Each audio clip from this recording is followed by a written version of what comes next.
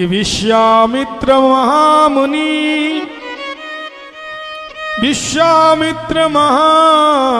ज्ञानी वही विपिन बसही विपिन सुभग आश्रम जानी।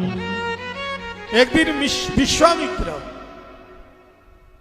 तपोवन में रहते थे। दशरथ महाराज जी के पास आए, बड़े ज्ञानी महात्मा तप करते थे। दशरथ महाराज जी से कहा, महाराज जी हम लोग तपोवन में तप करते हैं, लेकिन वहां असुरों का बड़ा उत्पात है। वो मारीच, सुबाहु, खरदूषण ये सब आते हैं और हमारा जो यज्ञ स्थल है मलमूत्र करके और मांस, रुधिर, हड्डियां सब एकदम फेंक करके एकदम सब ध्वस्त करके चले जाते हैं।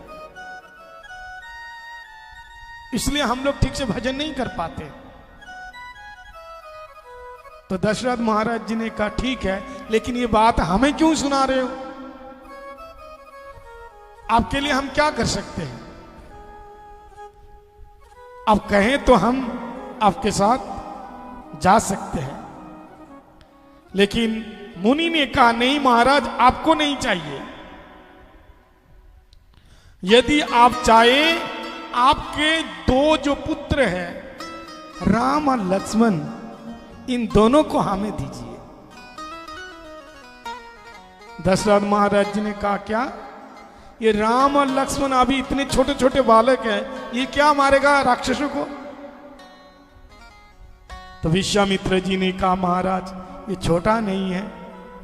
विश्वामित्र जी महाज्ञानी है, त्रिकालदर्शी है, ये जानते हैं कि प्रभु राम परमात्मा है। लेकिन दशरथ महाराज जी के अंदर वात्सल्य भाव है, इसलिए अपना बेटा सोच रहे हैं। बोले महाराज अगर आपको राक्षसों को मारना है तो मुझे लेके चलिए, मैं मारूंगा। मेरा नाम है दशरथ, मैं 10 दिशाओं को जीत लिया है, इसलिए मेरा नाम है दशरथ। तो विश्वामित्र जी ने कहा वो तो ठीक है दशरथ जी, आप जाओगे, आप राक्षसों को मारोगे ये निसंदेह, लेकिन राम जाएगा, राक्षसों को मारेगा भी और तारेगा भी। आप तो केवल मारोगे लेकिन तार नहीं पाओगे। लेकिन विश्वामित्र जी की बात सुन करके दशरथ महाराज जी ने कहा महाराज हम तो बिल्कुल नहीं देंगे। यदि प्राण को लेके जाने की इच्छा है तो प्राण लेकर के जाओ, लेकिन राम और लक्ष्मण मेरे तो दोनों नयनों के तारे हैं, हम नहीं दे सकते।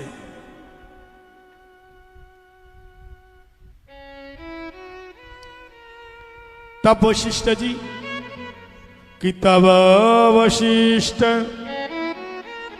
बहुविधि समझावा, नृपा संदेह नासे कहां पावा। तब वशिष्ठ बहुविधि समझावा, तब उन्होंने समझाए है, बहुविधि समझाया। बहुविधि का मतलब एक संत ऐसा भाव दिया, कहते बहुविधि समझाया। बोले 2 जाएंगे तो 4 होके आएंगे। बोले क्या मतलब? बोले 2 बहुएं लेकर के आएंगे। तो दशरथ महाराज जी ने कहा पहले क्यों नहीं बोले? लेके जाओ ना, कौन मना कर रहा है? महाराज शादी कराने के लिए लेके जा रहे हो तो लेके जाओ। महाराज बालक तो अभी छोटा है, लेकिन सपना क्या देख रहे हैं? घर में बहू आएगी और क्या करेगी? गरम गरम रोटी बना के खिलाएगी। सबके मन में इच्छा है ना।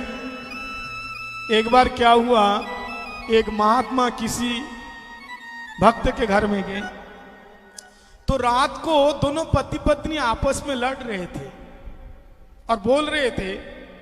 जो पत्नी थी वो कह रही थी कि मेरे बेटे को मैं डॉक्टर बनाऊंगी, क्योंकि मेरे पूरे शरीर में दर्द रहते हैं, मेरा बेटा डॉक्टर बनेगा तो इलाज करेगा। लेकिन वो आदमी क्या बोलते हैं, नहीं मेरे बेटों को इंजीनियर बनाएंगे। सबसे ज्यादा सम्मान है, मेरा बेटा इंजीनियर है।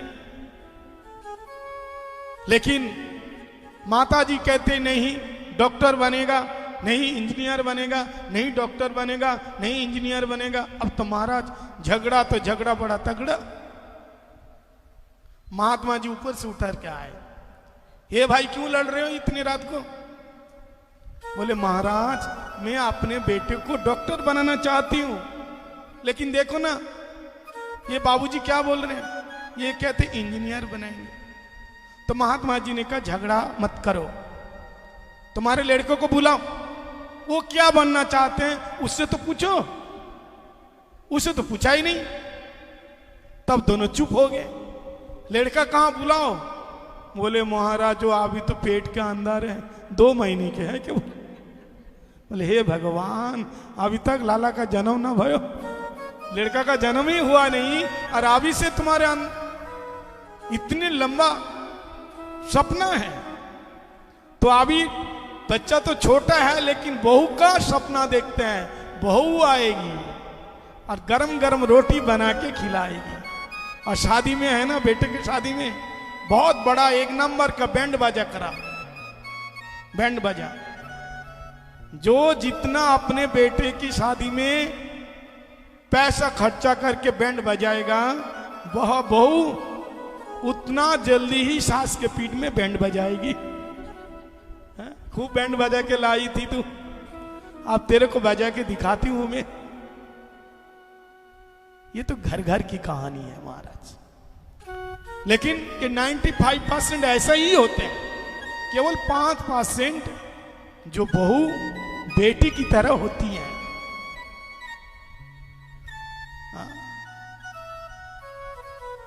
केवल बहू खराब होती है ऐसी बात नहीं है, और केवल सास भी खराब हो रही है ऐसी भी बात नहीं है।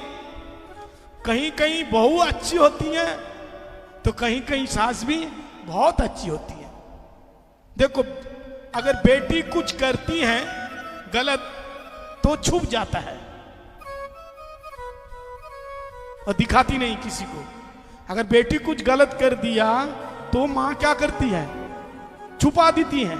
बेटी कुछ करे तो छुपा दे, बेटी कुछ करे तो छुप जाती है, और बहू कुछ करे तो छाप जाती है न्यूज पेपर में, मेरी बहू ने ये कर दिया वो कर दिया। एक बात बताऊं, बेटा खराब नहीं होता सारे। अगर बेटा खराब होता तो शादी से पहले माँ बाप को अलग क्यों नहीं किया, शादी के बाद क्यों किया? कभी सोचा? माँ बाप को शादी से पहले कोई भी बेटा अलग नहीं करते, शादी के बाद ही अलग कर देते हैं, माँ बाप को छोड़ के चले जाते हैं। और एक बात बताऊं, इसका मतलब सारी बहुएं ऐसी नहीं है, मैं बार बार कह रहा हूं।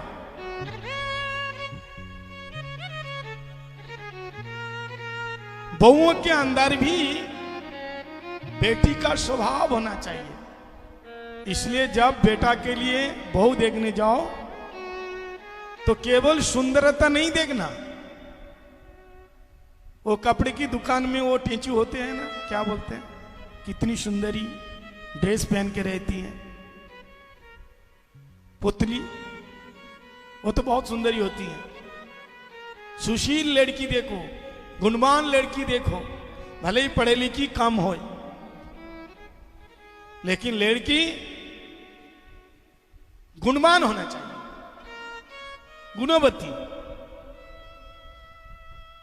क्योंकि संसार के लिए ज्यादा सुंदरता की अपेक्षा ज्यादा गुणवती आवश्यकता है। इसलिए दशरथ महाराज जी ने कहा बहुओं को लेके आएंगे तो लेकर के जाओ। ठीक है। अब महाराज चले जात मुनि दीन दिखाई, सुनी ताड़का क्रोध करिया धाई, एक ही बाण प्राण हरि लीना, एक बाण प्राण हरि लीना, दीन जानी ते ही निज पद दीना। रास्ते में जाते समय एक ताड़का नाम की राक्षसी को देखा,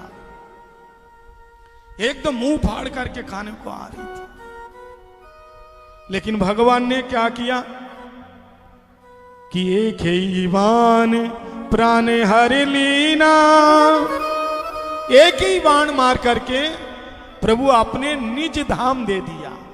कितने बड़े दयालु देखो, जो खाने को आई हैं प्रभु उनको मुक्ति दे दिया।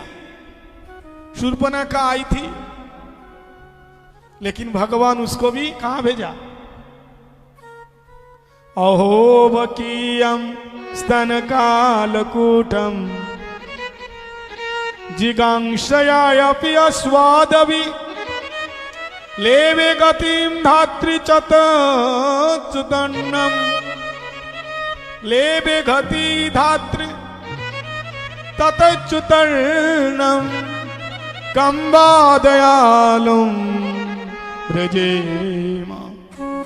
पुतना आई थी भगवान को कालकूट जहर दे करके मारने को, लेकिन भगवान पुतना को भी धाम दे दिया। इसलिए भाई कुभाई अनख अलसऊ नाम जपत मंगल दस दिशो। भगवान का नाम कैसे भी लो, याद कैसे भी करो, कल्याण नहीं होगा। तुलसी अपने राम को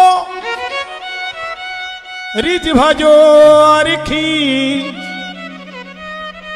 उल्टो सुल्टो कैसो खेत पड़े को भी, कैसे भी बीज को डालो वो उग जाता है। ऐसे भगवान का नाम कैसे भी ले लो।